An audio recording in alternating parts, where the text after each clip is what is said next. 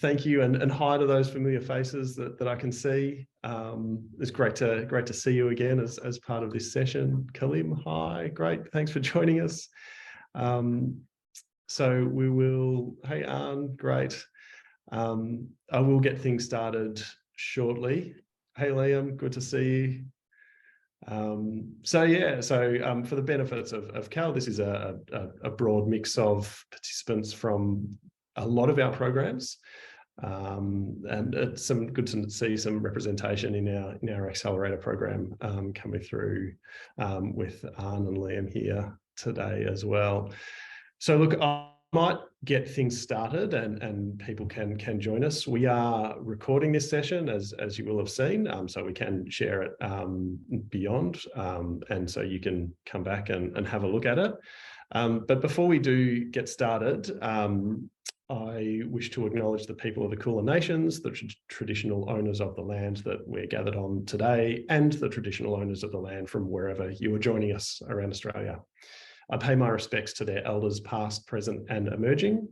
I also warmly pay my respects to all Indigenous staff, students and guests who are joining us today.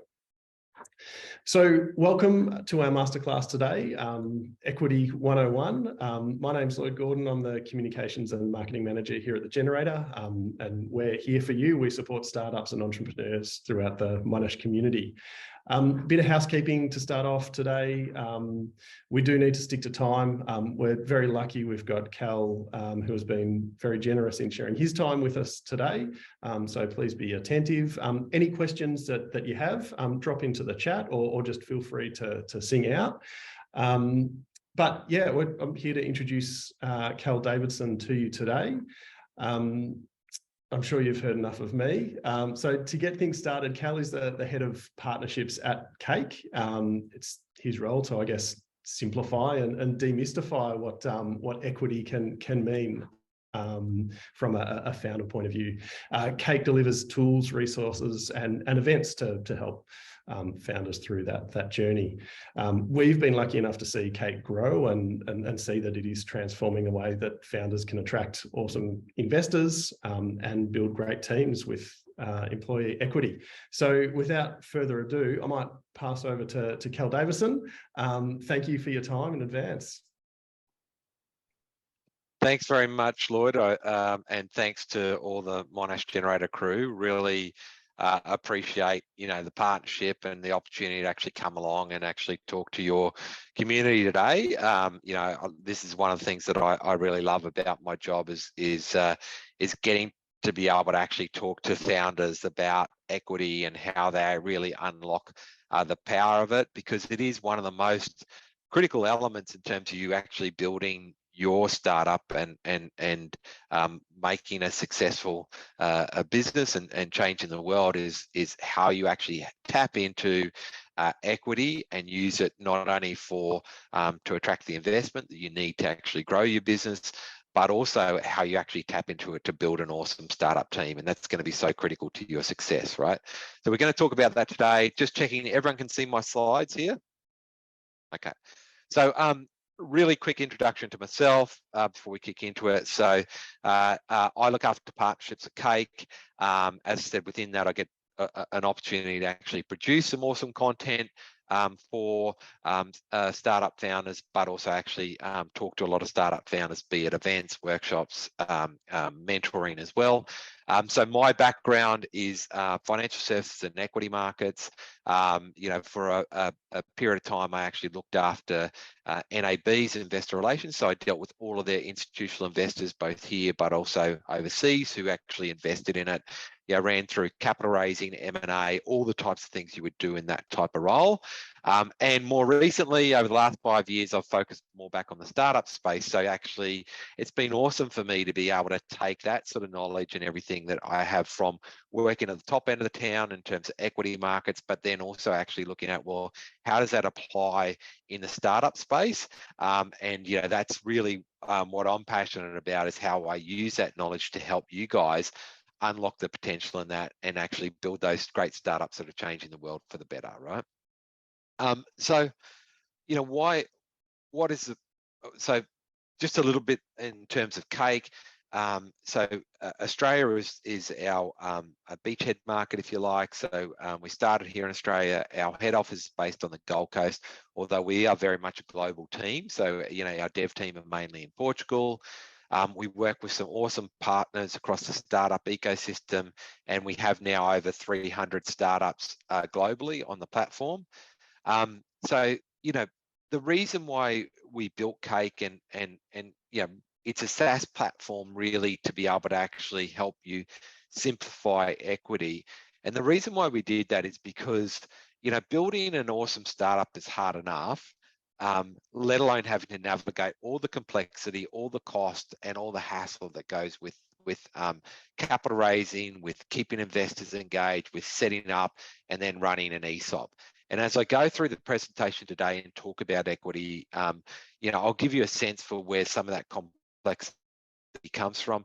If you've never been through a founder journey and dealt with it before, you're probably sitting there thinking maybe this is actually quite easy.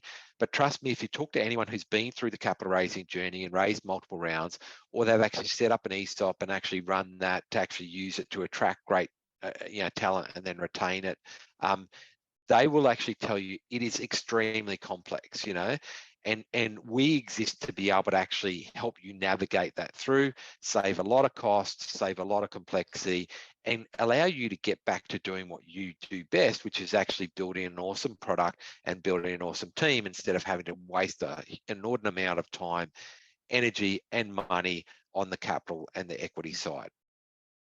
Okay, so what I'm going to run through today is I'll run through an overview of capital raising, some of the key concepts you need to understand, and then I'll do a little bit about the steps to actually prepare for a raise and some of the tools that you want to be actually tapping into and how you want to be thinking about as you actually prepare for capital raise.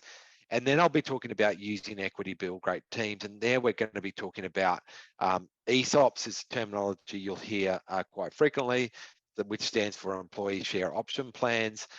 So we'll be talking about that. And again, everything here is going to be pretty high level, right, given the time that we've actually got today. But I really would encourage you, if you've got questions as we go through, raise your hand, drop them in the chat. I'm more than happy to actually drill in a little bit more deeper into any of these. And then I'll also be sharing some tools with you post the workshop as well, like our Capital Raise Toolkit, which has some awesome content in there for you as you actually start going on that capital raising journey yourself. Sound good? Okay.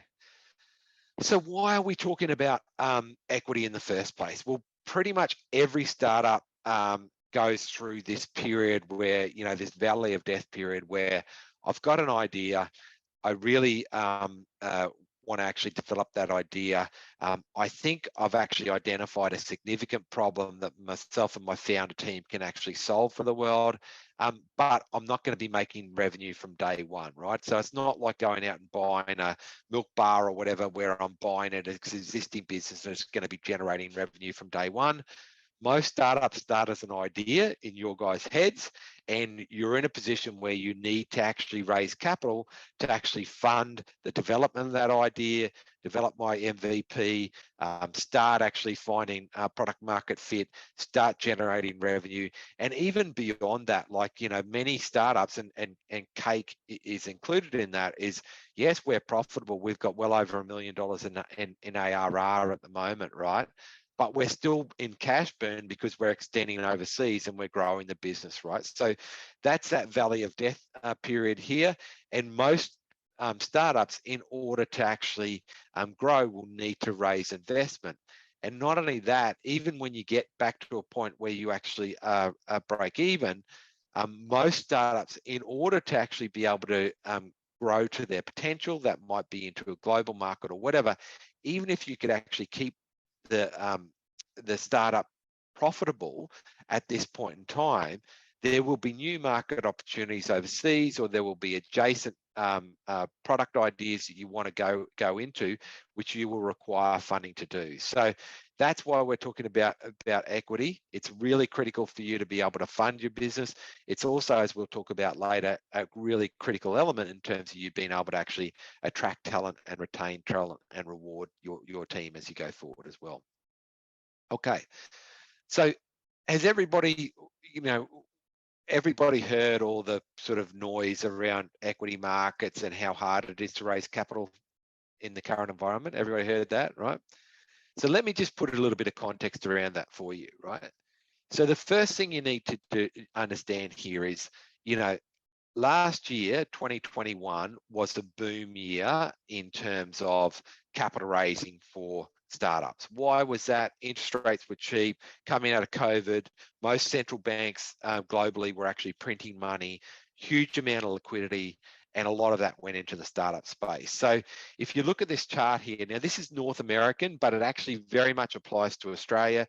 The reason why I've taken North American data is this is actually up to last quarter, whereas the Australian stuff that I could find was actually first half. But what you'll see is, like, notwithstanding the fact that we have seen a big pullback in terms of startup funding this year, we're actually still actually year to date certainly above where we were in 2020, and actually really not that far off it, right? So yes, it has been a big pullback, but really 2021 was an aberration in terms of the amount of funding that was flown into the startup ecosystem. The other thing that it's a little bit harder to actually see on this slide, but I really want to point out here is the purple bar there is latter stage funding, right? So that's Series C plus, right? So you're talking like $15 million US plus funding rounds, right? None of you are going to be in that phase, right? You're more likely to be in the first two, either the light blue or the green phase there. Now, the interesting thing is that angel and seed round funding is actually higher. It's actually Q3 2022 was actually in line with Q3 2021. So there actually hasn't really been a pullback in that stage at all. And if you go back to 2020, Q3 investment in that seed angel and seed stage was actually above any of the quarters in 2020. So actually, yes, we have seen a big pullback, but it's mainly been in the latter stage, much less in that really early stage where a lot of you guys are going to be looking to raise at this point in time. And even in the seed and Series A stage, the green stage, the pullback has been much less dramatic than it has been in that later stage, right? So the key message to take from this is, look, take the news stories about startup funding with a bit of grain of salt, right? It's not 2021, right? So it is going to be more difficult, but I think we've actually returned to a more normal capital raising market, right? And for the right team with the right idea, if that's you, you will absolutely be able to get funded in the current environment. Will it take a little bit longer than what it might have taken 12 months ago? Yes, probably, but that's not necessarily a bad thing, right? So just when you hear those stories about, Apple share price falling, 60% and all that, oh, you can't raise capital, take it with a bit of grain of salt, because if you've got the right team and the right idea, you will get funded. Any questions on that? Okay. So when we're talking about capital raising, is everyone kind of familiar with the terminology that we're talking about, kind of pre-seed, seed round, Series A? I've already thrown out some of that jargon, but do you want me to actually spend a little bit of time sort of talking about what they are? A little summary would be great, Cal. Okay, cool. So this is just a jargon. There's a lot of jargon when it comes to the startup spaces. This is some of the jargon which we use to kind of bucket the funding rounds, right, that you would typically see. The thing I would say with this is a lot of startups will have rounds in between, bridging rounds and things like that. So, while we use these terminologies, if you're not fitting exactly into them, don't worry too much. But when we're talking about a pre-seed round, we also refer to that as a friends and family round. So it's likely to be your first round that you're actually doing, right? And that's the sort of stage where you might actually just have an idea, or maybe you've actually got an MVP and you want to actually go out and actually test that, and you want to actually start seeing if you can actually get product market fit. So it's usually pretty early on in the phase. And then you get to a seed stage. By that stage, you've probably actually got some traction. You're probably going to be post revenue if you're a SaaS business or whatever. And that's going to be about how I actually grow my revenue. And maybe I'm getting to my first 1,000 users or a certain revenue milestone. It's probably in my home country. Maybe I haven't gone offshore by then, depending on what the model is, right? And then a Series A, by that stage, you're actually probably got a pretty well developed business model. Maybe I'm actually going overseas at that point in time. Maybe I'm actually expanding into a different adjacent product a grouping or something like that. So that's kind of some of the buckets that you'd be actually looking at. I wouldn't worry too much about the valuation figures here. They're actually going to change a lot depending on where you are, how much traction, etc. The key things I really want to point out here is like through each of these rounds, a typical expectation from an investor is going to be that you're going to be giving away somewhere between 10 and 20% equity at each of these points, right? Okay, so if you're thinking about or how much ownership am I going to give away, in each of these rounds, it's going to typically be, particularly a seed round and a Series A round, it's probably going to be in that 10, 20% and probably more likely to be closer to 20 than 10, right? So that's something important for you to understand, right?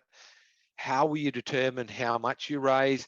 Usually it's kind of a mix between saying, working out, well, how much money do I need to get to that next set of funding milestones that I need, that next set of growth milestones, right? So it could be getting to that 1,000 customers or that X amount of revenue, or could be getting to proving product market fit.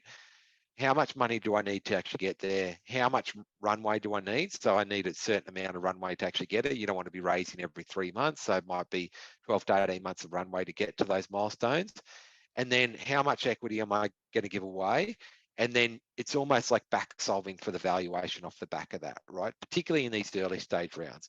As you get to Series A and Series B, there will be more about sort of benchmarking yourself against other people. You'll have revenue for most startups. They'll be post revenue, but at that point in time, and they'll be a little bit more sophisticated. But early stage, it's very much backward engineering from how much money do I need to get to those next milestones or that next inflection point for my startup, and then how much equity am I giving away, and then backward engineering to that valuation.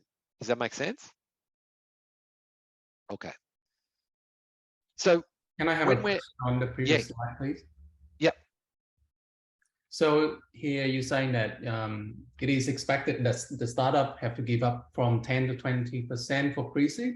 And then in the slide, it also says 10% ESOP. Does that mean an extra 10% of the equity needs to be allocated for employee share employee share option plans? Yeah, so that's about 20 to 30% from the pool of equity. That's correct. Yeah, and generally with the ESOP, it might not be done at a pre-seed stage, right? It might even be done at a seed stage. But if you have a sophisticated investor coming in to invest in you, they will want the ESOP pool allocated before they invest in you, because they won't want to be diluted by that post-investment, right? So like even some of the accelerator programs, I'm not sure what you do at Monash with the accelerator program, but I know, for example, with the Antler, before they actually tip in their funding, they have to actually, before they tip in any investment, the startups need to allocate a 12.5% ESOP pool, right? And realistically, you know, ESOP is a great tool. We'll get to it later on, but you can use it for advisors from an early stage. You can use it if people are doing sweat equity for you or whatever. It's a great way to preserve some of your runway early on. So actually getting it in there early can be quite beneficial from that perspective as well. One more question. I was just doing the summing up of numbers. So by Series A, if it's like 10, 10, 20, 10, 20, 10, it's about 90% altogether that we're giving out. Yeah. Look, it wouldn't be. So I would say the ESOP figures there are probably a little bit over the top, really. Like with an ESOP, you're probably going to do 10% at a pre-seed or seed round, right? And then you probably it might even be Series B before you top that up, just depending on how you actually go. But that's a great segue into my next kind of in the next slide. So what we're talking about there is dilution, and I don't know whether you're familiar with the term, but it is really important to actually understand and actually to plan out like how much equity you think you're going to have to give away at each round. And what you don't want to do is be in a position where you give away too much equity too early on, and you're actually left with not enough ownership as you go on. Now, to kind of people have you heard of dilution? Do you kind of understand how it works? a couple of nods. I'll just run through this example really quickly for those who might not be as familiar with it. But as pointed out there, like say, as you go through each round, you're giving away equity to new investors, or if you're actually topping up your ESOP pool, you're actually giving away more equity to the ESOP holder. So if this scenario here, you're the lead founder or CEO, you start off with 30% ownership at a seed round.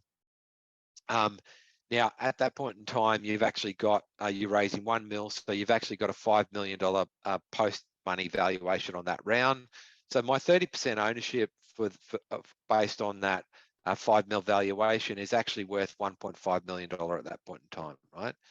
Now, yes, I'm giving away more ownership of the company as I go through the rounds, which means my remaining ownership percentage is getting smaller. So my piece of the pie is getting smaller.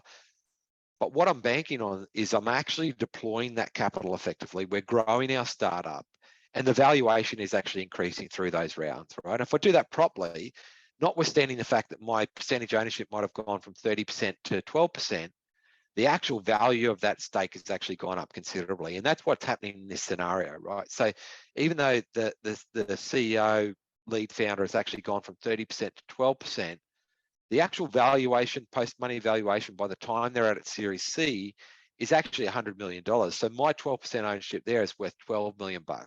So it's nearly actually 10x from 1.5 mil at that seed round to 12 mil at Series C, right? Because I've deployed those funds effectively, we've grown our valuation, and despite the fact that we've given away, more equity and my piece of the pie is smaller, the actual valuation of my ownership percentage has gone up considerably. Now that's how it works, and it's really important that you actually, when you run your first raise round, that you're not only thinking about this one, but you're also thinking about those subsequent rounds as well, and you're modeling this out and actually thinking about, well, how much am I going to have to give to my team? And how much might I have to give, as I go through that, seed round, Series A, Series B, right?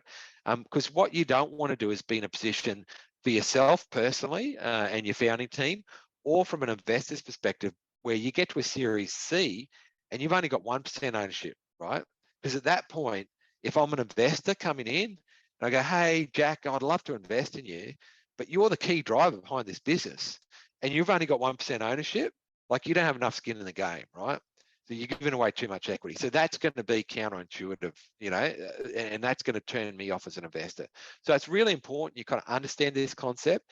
And it's also really important that you actually model this out and are really conscious about how much equity you're giving away at each stage. Is that clear? Yes, thanks. Cool. Okay. So what returns startup investors looking at? Like an early stage investor is going to be looking at 100% return per annum. Now that's not going to be a dividend distribution, but it's going to be an uplift in valuation, right? I'm going to be expecting that if I give you 100K today, that the valuation increase over the next 12 months is going to be 100K, right? So the valuation uplift is going to be 100%, right? And then a later stage investment is still going to be expecting like 50 to 70% per annum. A VC is looking to return like 20x over 5 to 15 years, right? So what does this actually mean? So the key point about this is really to say there are some amazing business and startup ideas out there, right? But not all of them are going to be suited for a VC style funding model, right? And that's cool. There are other ways you can actually fund startups, right? There's lots of different business models out there. But if you are going down a VC funding route and looking to raise from sophisticated investors in the startup space, then you need to have an idea that actually has the potential to generate these types of returns for investors over time. Now, why do they want those types of investment returns? Well, the rule of thumb, if I invest in an early stage startup, is like out of 10 investments that I make, 7 of them are going to return naught, 2 of them are going to break even, but not return any significant positive investments. And there's going to be 1 investment that's going to return that outlier investment, right? And if you talk to really good early stage investors, so they're going to say, well, like, yes, how am I actually going to do that? I need to actually believe that this investment, before I make an investment, it's got the potential to actually be that outlier return. If I don't think it's got the potential to do it, and maybe it's got the potential to grow 20% year on year, fantastic, but it's not one I'm going to invest in, and it's probably not going to be suitable for a VC funding type investment. Yeah, does that make sense? Okay. I want to talk a little bit about preparing to raise now.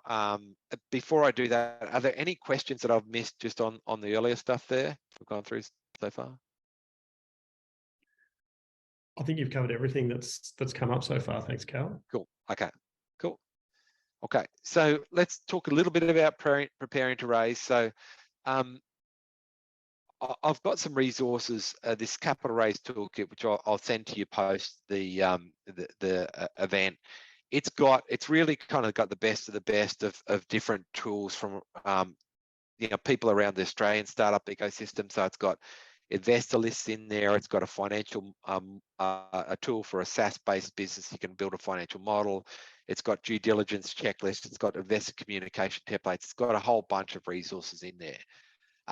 The key point that I really want to make in terms of when you're thinking about preparing to capital raise is, firstly, there are some awesome tools out there that will save you a load of time when you're actually going through the capital raise process. So it's great that you guys are tapping into all the resources you're going to get out of the Monash crew, right? So that's fantastic. And all the networks and everything. Make sure you make the most of those. Don't try to reinvent the wheel. You just don't have the time to actually do that.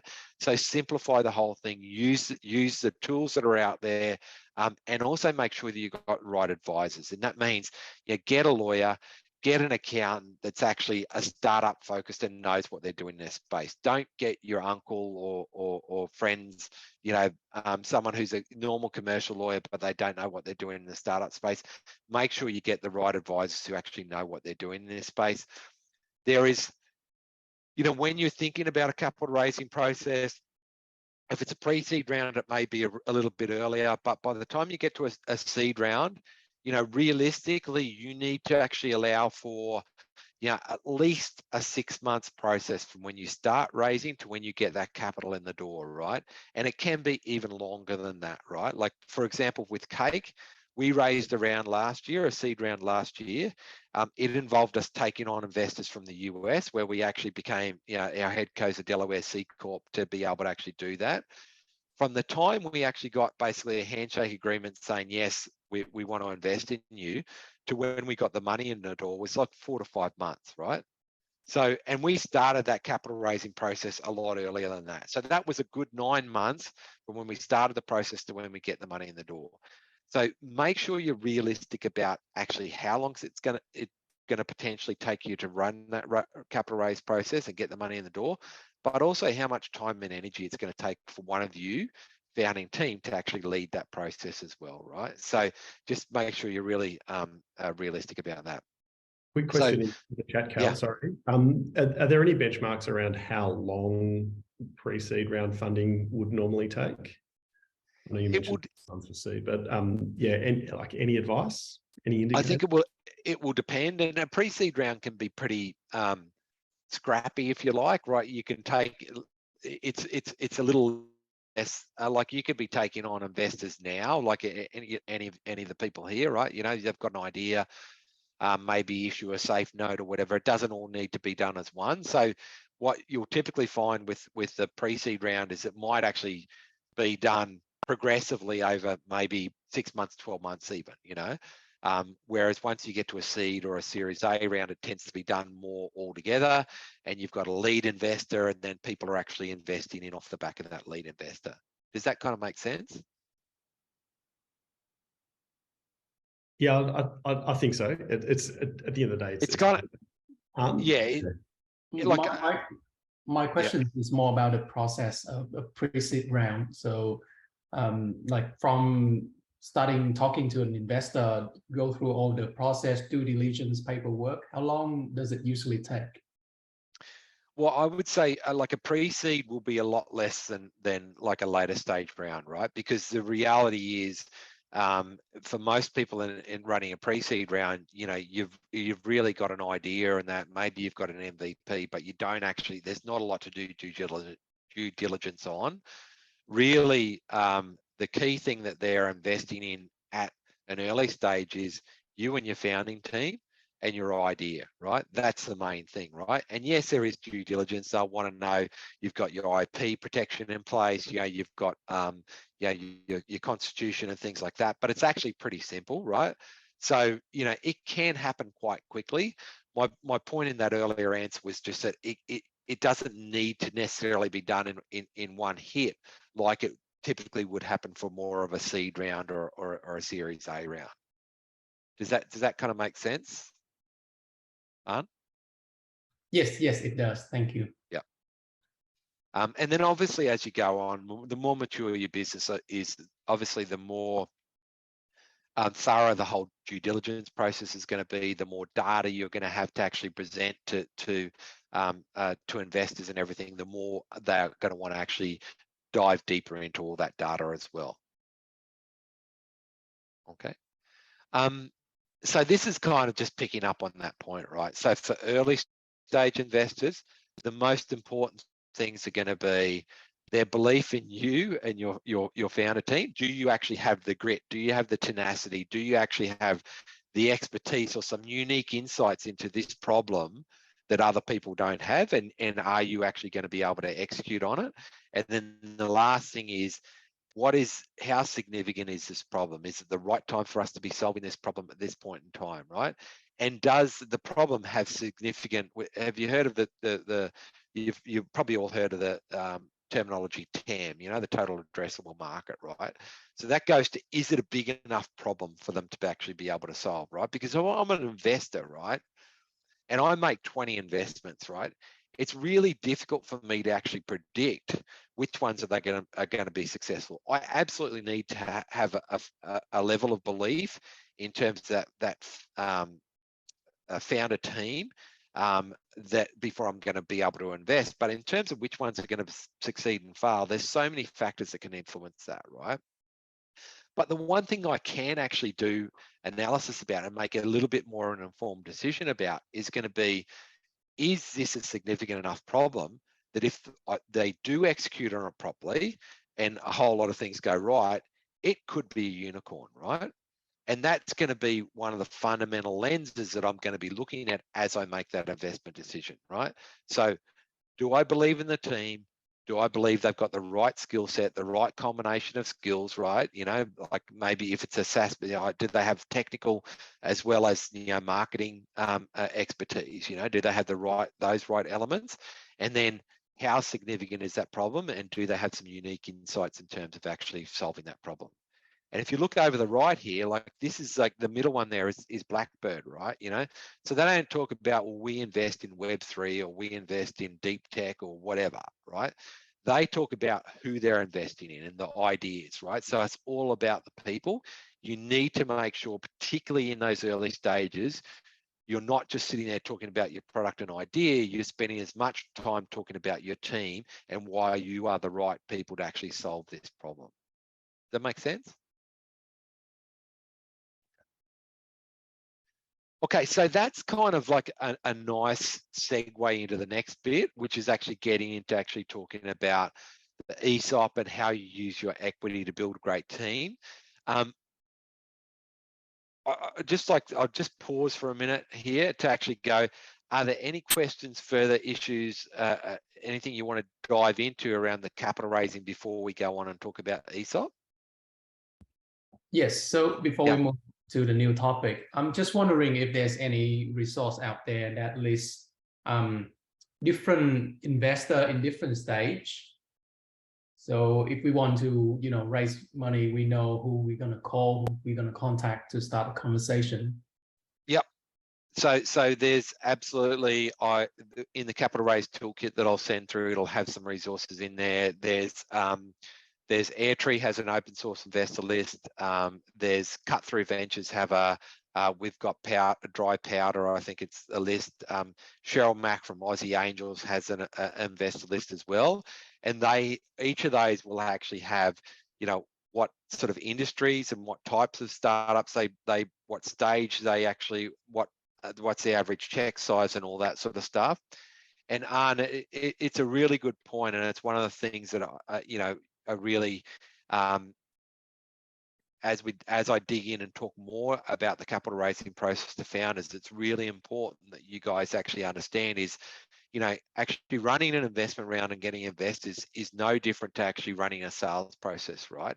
And if you think about sales, you have this funnel approach, right? So I've got to start with enough prospects at the top of the funnel to get the ones that are going to come through and actually buy my product at the end of the day, right?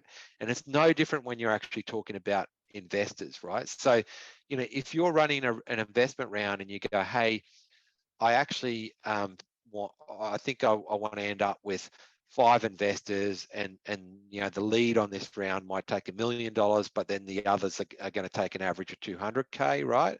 So I'm raising $2 million. Maybe that's 6. I've got my maths wrong. But in order to land that 6 investors, you probably need to start talking to 25 to 30 investors, right? And not any investors. They need to be qualified, right? So you need to understand, like, are they actively investing at the moment? Do they invest in the stage of the stage that I'm investing in? You know, are they the style of investor? Like you know, if you're if you're a SaaS business, you know, doing an app, you wouldn't go to Main Sequence Ventures for funding, right? They're an awesome VC, but they don't invest in that type of stuff, right? The same as, you know, there's a lot of VCs out there who wouldn't invest in medtech, right? Because they don't understand it and that. So it's really important that they're going to do due diligence on you, but you need to do that on them as well and really qualify out who you're actually talking to and who you're targeting for investment.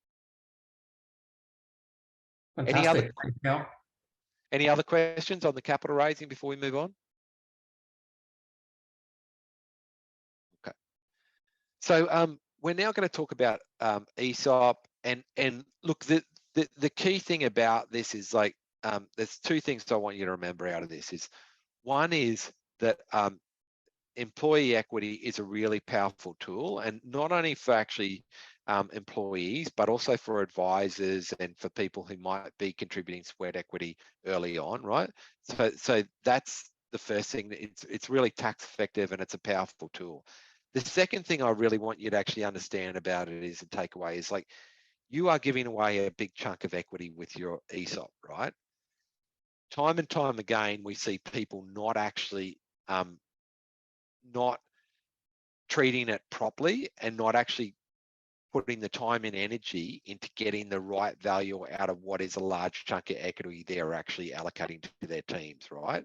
Because they're doing it on a spreadsheet, or their ESOP agreements on the back of a beer coaster, and no one has visibility of it. They never actually talk about the value that's been created for their team via their ESOP as they go through their startup journey. So they're really not getting the value from that equity they're allocating. Yeah, there's very few of you out there who would give away a 10% holding to an investor and not get the dollars in the door. No one would do that. But actually, I see a lot of people with their ESOP sort of almost put it in place and allocate it out, but never really unlock the true value of it because they don't do it properly, right? And they don't keep bring that to life for their teams. Hey, Cal, I don't know if you're going to touch on it a bit later, but a question around, or are you able to explain how ESOPs can provide some sort of tax benefit as well? Yeah. I actually don't have a slide on here, but yeah, look, I'll talk to it now. So effectively, the way that they work is there are concessions for using equity as an incentive for startups here in Australia, right? As there are in most countries, right? And the reason for that is it recognises the fact that most startups can't compete with large corporates in terms of salaries, and that's offset by giving your team an element of equity incentive instead of to help offset that, right? So in Australia, for example, if you're actually a startup, you're less than 10 years old, less than, there's turnover thresholds, there's a bunch of other things, but most startups will actually qualify for it. Then you can actually use the ESOP concessions. And effectively what that means is you can give me equity today. I can actually get those options. The options can vest. I can even exercise them and turn them into shares. But generally, I won't have to actually pay any tax until there's actually a liquidity event. So I actually sell those and I get a gain from those options, right? From the options of the shares, the equity.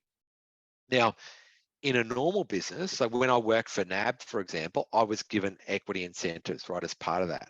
But for most businesses, you have to pay tax when you're given that, right? Even in circumstances where I may never actually get any value for it because maybe we don't reach the right hurdles and we don't, and I don't get any value out of that equity, or maybe the share price goes down and therefore they're not worth anything at the end of the day, I'm actually still have to pay tax up front on that. So the treatment for startups is very advantageous, and in a lot of cases it means that, you know, I don't have to pay tax for as long as 15 years if there was no liquidity event. So it's very effective from a tax perspective. Okay. Awesome. So, Thank you. so sorry, you just mentioned vesting. Will you yeah. go into what that entails? Yeah. So I'll talk a little bit about why, and then I'll talk a little bit about the mechanics of them. So, you know, ESOPs are a great way to attract people. So, you know, as I said, like having that as part of the incentive mix is usually like a requirement to, certainly if you've got someone who's actually, you know, top talent in the startup market, they will want that before they actually join up, right? It's also a good way to save money. And when we talk about save money, we're talking about preserving runway, because without that equity incentive, you'd have to be paying people more in cash, right? Which means more cash burn, which means more raising more investment, right? They're an important retention tool as well. Most option plans, I'll talk about investing a little bit more, but it really takes 4 years until you can actually realize the full value of those options you're actually given. And that means that, you know, there's definitely an incentive for me as an employee to actually stick around for that full period to be able to actually take advantage of those options that I'm actually giving you. There's been a bunch of studies that actually show that, you know, having equity incentive increases productivity and also alignment of your team with the long-term success of the business, not just the short term. They're also a really powerful way for you to actually share in that success and the value building, which is having the team. And then we actually also talked about the taxation savings as well. So in terms of, you know, going back to our sort of, you know, setting up the ESOP in the first place, so this talks about the amounts, which we've talked about a little bit, but it also talks to actually what are the use cases for it, right? So in an early stage, certainly your first hires and someone who might be a contractor doing sweat equity for you or an advisor are all great use cases for using your ESOP. And then as you go on, it will be like, you know, as you grow your team, right? And typically what we will see is we will see the earlier stage employees, the earlier the employees are coming on and the more senior they are, the larger percentage they're going to get in terms of ESOP allocation. And then as you go further on, it will tend to be, the percentages will be less as you actually go through that process, right? So yeah, that's just a bit of an overview of the different use cases. As I said, it's very common to actually start with a 10% ESOP pool. Just as we talked about with the capital raising, make sure you actually model out and think through how much of your ESOP you're going to be allocating over time, right? You don't want to be allocating too much to the first employees or advisors and be left with, you know, nothing of that 10% pool after 18 months. So you need to make sure that you actually allocate it out and you actually model out what that might look like over the next couple of years. Yes, Arne? So I'm looking at the Series A box here. Yeah. And it says add another 10%. What does that mean? Does that mean that the co-founders have to give up a part of their equity for the ESOP? So it not only the co-founders, but any investors at that point in time will generally be diluted by that ESOP top up, right? I would say another 10% at Series A is probably a little bit aggressive. It might be Series B if you manage it properly, and maybe it's only 5% or whatever. But it is very, very common that you will actually have used up that initial 10% by the time you get to that, you know, Series A, Series B round. and you actually top it up. And not only the founders will get diluted there, but your existing investors will get diluted as well. But that is a very common thing that we see in the market. Yes, and another question on the previous slide on the point of saving money. And I know Yes. that it's probably different between companies, but from your experience, do startups usually pay early employees a little bit less than the market rate, but offer ESOP, or they pay market rate or better plus ESOP? Most of them will be paying less than, like, say, a comparable job in a corporate sphere, right? So that's generally, you know, what would happen in a startup. Lloyd, I don't know if you've got anything to add to this or whatever, but that's typically what we would see, and we would see that offset by with that sort of equity incentive element. Makes sense. Yeah. Yeah, agree. Yeah, thanks. Okay. Sorry. Okay. So just to before I go into this one here, I just want to stop for a minute. I'll just talk about, you know, the terminology for the ESOP. So how the ESOP works in practice is you give employees an option, right, to be able to actually convert that option into shares at a point in time in the future, right? So that's generally what happens. The terminology you'll hear people talking about is a grant of the options, and then you'll hear vesting, and then you'll hear exercise, right? So what are those different points? So granting is when I give you the options, right? And what we will typically see, I think we've actually got a scenario here where you see a typical scenario that you will see for an option offer in the Australian market and also overseas is that you're given the shares today, right? So in this example here, we've got a total of 11,111 options, which are actually granted, right? But the employee can't actually take advantage of those and convert them into shares until they reach a time-based milestone, right? So the typical structure we will see is there will be 4-year time-based vesting with a 12-month cliff. Now, what does that mean? It means that I need to be there for the first 12 months for any of the options to vest. And once they're vested, I can actually exercise those and turn them into shares, right? So if I leave after 9 months, even though you've granted me 11,111 shares, I'm not going to be able to exercise any of those, and they're going to be worthless to me. So if in the scenario where I left before, when is that, August, September 2023, I'm going to actually give those options back to you, right? So they'll just go back into the option pool, right? After that first cliff vesting here that I'm pointing at, then I would be able to exercise 25% of the shares at that point, and then there would be quarterly vesting thereafter for the next 4 years. So in order for me to be able to exercise and benefit from the full 11,111 shares, I need to be there for the full 4 years. If I left after 2 years, 50% of them would have vested, therefore I can exercise them and turn them into shares. So does that kind of make sense around the terminology and how the vesting typically works? One question. If say the person leaves after 2 years, and so they have 50% ownership of the options, do they need to exercise it immediately, or can they exercise it, say, after 4 years? It's typically a requirement that they exercise it within a certain period of leaving. So it might be 90 days within leaving the company. Yeah. I see. Thanks. So all of that is outlined in your plan rules and your offer letters. And like with the Cake platform, not only does it actually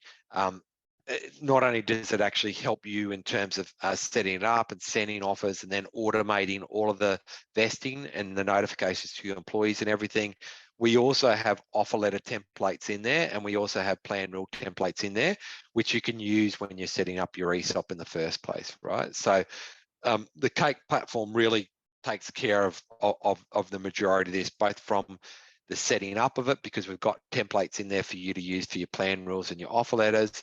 It's got a lot of automation around actually generating these offer letters, sending them out to your team, getting them signed online. We've got DocuSign embedded into the platform. But then also once you've actually started, once you've granted the options to your team, you need to manage all that ongoing investment, right? And that's again where Cake, if it's time-based vesting, which a majority of the option grants are, the Cake platform will automate all that. So every time there's a vesting event, it'll send out and say, hey, Jack, congratulations, you've just had another 500 options vest. You want to see where you are with your options and what they might be worth, click on this and you can go into your Cake portal and you can see what's happening with it. That makes sense? Yes. Okay. So the other thing that I just want to go, and before I finish off on this, and we're nearly out of time, is to just talk about, I said, like, I see a lot of people that actually set up an ESOP and they're giving away a large chunk of equity, but they're not getting value out of it. And the reason why they're not getting value out of it is even if they're doing the technical part right? So they've got their plan rules and offer letters and all that sort of stuff, they're not doing the people part right? And it's really important that when you're setting up an ESOP, that you actually explain to your team what it's all about, right? I've seen scenarios where ESOPs have been set up, option offers have been sent out, and it's actually not been an incentive at all. It's been a disincentive because the team didn't understand how it works, and they're worried about taxation and all this other stuff, right? So it's really important. Don't just worry about the technical part. Also worry about the people part. Make sure you understand how it works. Make sure you take the time to explain to your team and bring it to life as you go on your startup journey. When you're running a new funding round, right? And you've just raised and you've uplifted your valuation, what does that mean for the option value of your team? Explain to them, give them an understanding of what that means, help bring it to life so they can really understand the value that's been created already through that, but also what might be created in the future. It's super important. And again, in the Cake platform, there's a bunch of tools in there for you to actually be able to do this. Like we've got introduction letters that you can send to your team explaining what an ESOP is. We've got videos in there that you can send to them that actually talks about what an ESOP is, how it works and everything. So the reason for our platform, as I said, is to actually make this stuff simple and really cost effective for your team. So get on there, have a look at it. It's free for you to actually go on to Cake. And actually, if you've got less than 5 investors, it's free for you to go on there and actually get going in the first place. Even if you've got more than 5 investors, go on there, have a look at the platform and see all the tools that are actually in there. And then being part of the Monash Generator, you'll get 20% off as well. So the discount you get too. But, as I said, like one of the themes with both the capital raising, but also goes to the ESOP side as well, is use the tools that are going to make your life easier about this stuff, right? Because it can be super complex. So don't reinvent the wheel. Use the tools. Get the right resources around you. Cake's one of those. Getting the right accountants and lawyers is another one. Plug into great people and communities like Monash is another one. So make sure you take the advantage of that. So that's kind of all I wanted to run through today.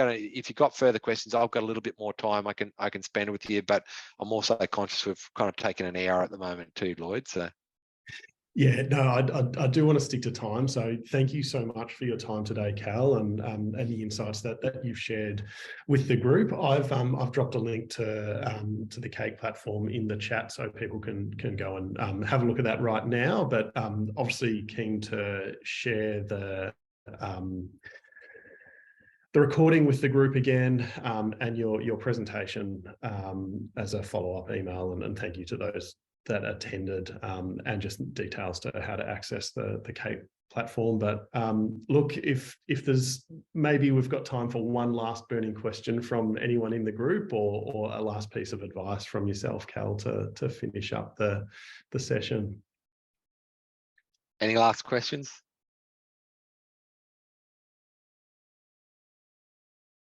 Look, good luck with the journey that you're on.